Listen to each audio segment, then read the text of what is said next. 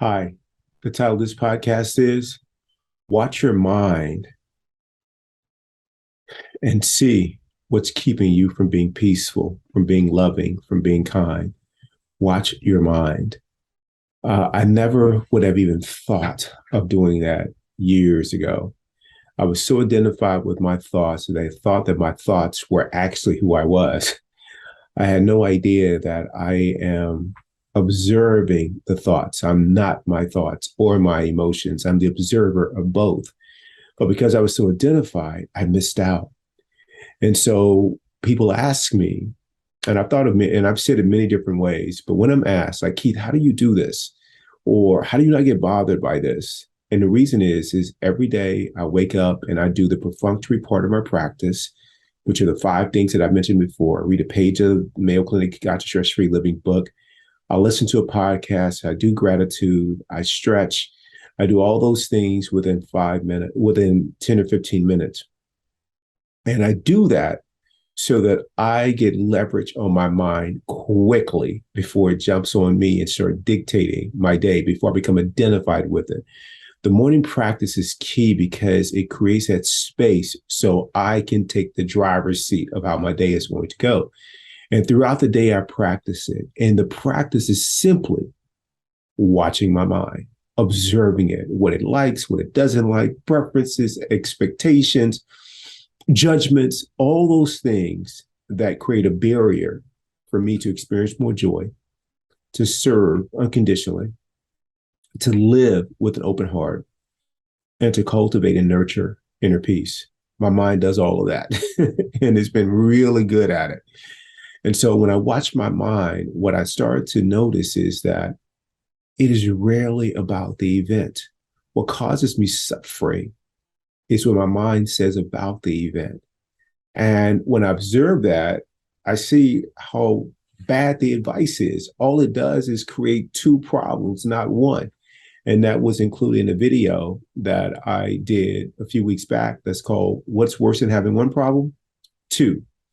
The first problem or challenge can be the event, something that is occurring in life, whether it's a life situation or whether it's something that another person is doing or has said. That's one. The second one is what the mind does that I've learned to observe, and that is what the mind has to say about it. And that piece there, if you become identified with it, it will cause you suffering. So if you're going through a divorce, which is an event that people go through, some people go through, it's not good, it's not bad, there's no judgment around what it is, and hopefully you're not judging it. But if you go through a divorce, that's the event. What your mind says about the event is what's causing you suffering. And you start to become aware of that. When you're at a job, now the job can be different than another job. But what's going to really cause you suffering or create problem number two is what your mind says about the job, that this shouldn't be happening, this shouldn't be occurring. And I did that for 4 years in the military. And when I was doing financial planning, I did it every day that the stock market dropped, which was often, let's say 50-50. So half of my days, because I was identified that this should not be happening in the market, it shouldn't be this way, I suffered, unaware that that was a choice. So the key to me having this very different experience is I keep my practice simple. I give it one job: observe my mind, period. And when I do that, I don't become identified with it and I don't follow its advice. And again, you can apply this to anything that's going on in your life, because if the event is something that's outside of your control, then what your mind has to say about it makes no difference. And if the event is within your control to affect it in some way, then being peaceful inside to dictate what your mind does is going to be much more beneficial to you and potentially to others if that's happening. So if there's a crisis, is which action can be taken? You know who I want responding to the crisis? Somebody who's calm, somebody who's peaceful, because in doing so, you're likely to take intelligent action. I mean, think about it. When you've gone through a life challenge, I don't care what it is, divorce, it's loss, whatever else, And let's say it's separation, or say it's losing a job, or something like that that threatens your sense of who you think you are, which you're not a parent, you are or not a spouse, you're not a healthcare worker or whatever else. You are an observer, a consciousness experiencing your physical body and mind have this, you're observing it go through this experience, but you are at all times the watcher, the observer. And that's a powerful place to be when you know it, because you can start to leverage the mind, the physical, the physicality, your talents and skills in a really noble and heroic way when you know that.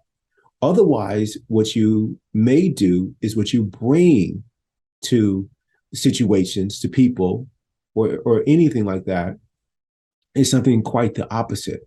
Like I mentioned, separation from a partner can be it.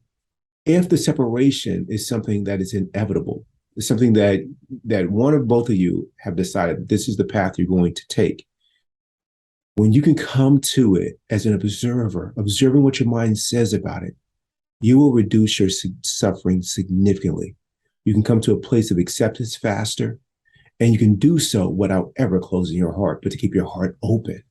And if I'm going to go through something that is going to be a separation from a friendship or from a job or an experience, I definitely want to go through it with somebody who's peaceful. And I want to have a peaceful experience as I go through this very challenging thing. Because why would I want to create two problems? One, if separation is a problem at all, and that could be argued, or two, the suffering that my mind creates for me because I become identified with those thoughts. So I encourage you, with everything that happens, observe your mind. An unattended mind will cause great suffering. I don't care what it is. And you will start to see it. Something will happen.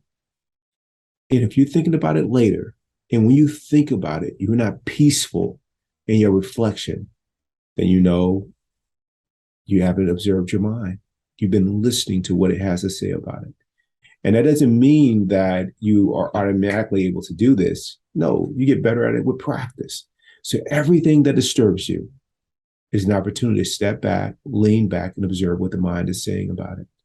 And the mind, can be trained, but you have to be aware. You have to be present to train it. And so these days, I'm spending a lot of time being present to what my mind has to say. And I'm not judging it, and I'm certainly not identifying with it. I'm just going with the flow. And with going with the flow, I don't have bad days. My days are always good, or they're great.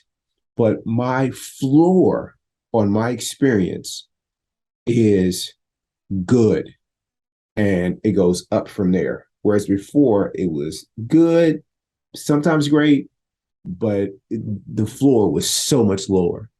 And this is just such an easier way to move through life, because this thing is over so quickly.